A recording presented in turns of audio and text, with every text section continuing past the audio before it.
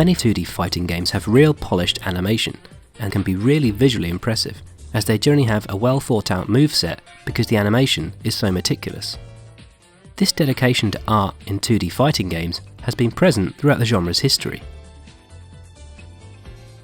Something you have to remember is that fighting games are often frantic, and draw on your desire to smash out moves as quickly as you can to get in as much damage to your opponent. This means if you've got some input lag or the animations are slow, it's going to feel sluggish and not very exciting. Let's take a look at some of the ways that 2D fighting games deliver action quickly and stylishly. Ideally, what you want is for button input to result in an instant response and then work up from there, making heavier moves take longer to initiate and see through. This means that if you want a quick action, you're going to have to think up ways of conveying that movement stylishly without taking up too many frames of animation or without removing too much visual information. Lab Zero Games released Skullgirls in 2012, a hand-drawn 2D fighting game which harks back to fighting classics such as Street Fighter III and Marvel vs. Capcom, and it employs heavy use of traditional animation techniques to get its visual information across quickly and accurately. The 2D fighting game landscape is vast, but we'll dip into as many examples as we can to showcase how often certain techniques are used and how they work. There's some particular animation techniques I'd like to explore which these fighting games use to convey action, which are keyframing, anticipation, follow-through, smears, overshooting, and exaggeration or breaking. Don't worry, I'll explain these as we go along. So as I said before, speedy action needs to be presented quickly and accurately, so the first thing you're going to do when planning the look of your attack is to use keyframes to establish your strongest and most important poses, and then build up around these frames with in-between frames.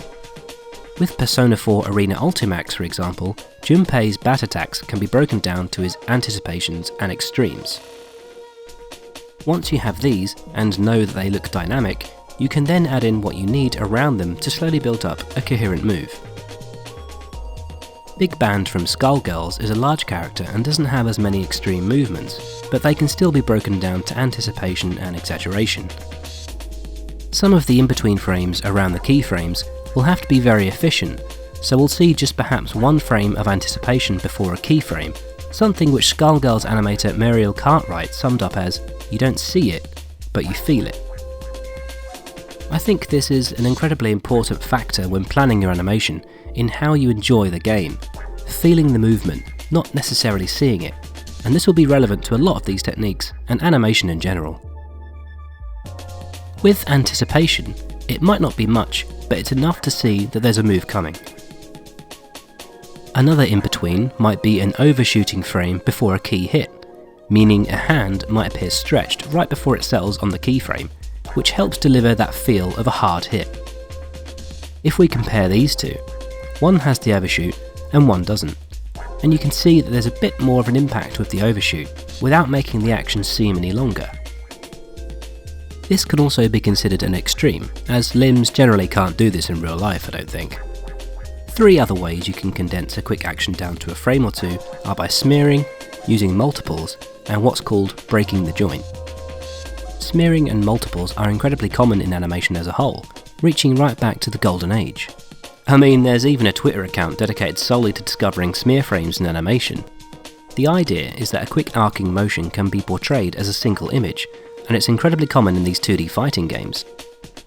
Captain America, when using his shield as a weapon, will swing it, resulting in this pocket of information where several shields are shown, giving a high shutter speed effect, which gives a different effect than if he were to have a smear instead.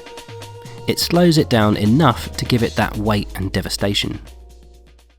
Richard Williams, animation director on Who Framed Roger Rabbit, wrote the Animator's Survival Kit, an incredibly rich resource for animators, and in it, when talking about walk cycles, he suggests you can break the leg to show an extreme movement. And like we've seen with multiples, it can give an extra heavy sense to an attack, making that impact read a little clearer. For instance, Necro here bends his arms throughout this motion, which although gives him a very elasticy appearance, is a great example of how this helps the feel of quick, arcing movement. Apply this to a less bendy character, and you can get an even greater sense of strength. Now, sometimes to give a real punchy effect, what you can often do is remove frames altogether. This won't necessarily seem convincing on its own, which allows us to make good use of follow-through frames, which helps retroactively fill in the missing information. For instance, the movement could be a headbutt or a punch or something, with these two frames having a big gap in the middle. When it's played back, it's a very quick movement and reads fine, but you can emphasise the move even more by having loose things catch up with the movement once it's over, and this is called follow-through. That's not to say you couldn't have a smear or multiple here, but sometimes removing information and using it elsewhere not only keeps things fresh, but can give an entirely different feel to the attack. It may even help you remember how strong or weak a move is. And when you use all these techniques together, you get an incredibly rich, visually stimulating and satisfying result, showing all the information you need quickly, accurately, and most importantly, entertainingly. If we take a look at Dragon Ball FighterZ, or Dragon Ball FighterZ, this isn't just clever use of cell shading to portray 3D convincingly as 2D, it's mimicking an entire animation style. It's designed to look like its limited animation host material, Dragon Ball Z, with the result being that you feel like you're playing an episode of the cartoon. So, what should we take away from all of this? Well, I'm one of these who believes that you should see the love in your craft. Style and substance need to work together. When one doesn't pull its weight, you can feel it.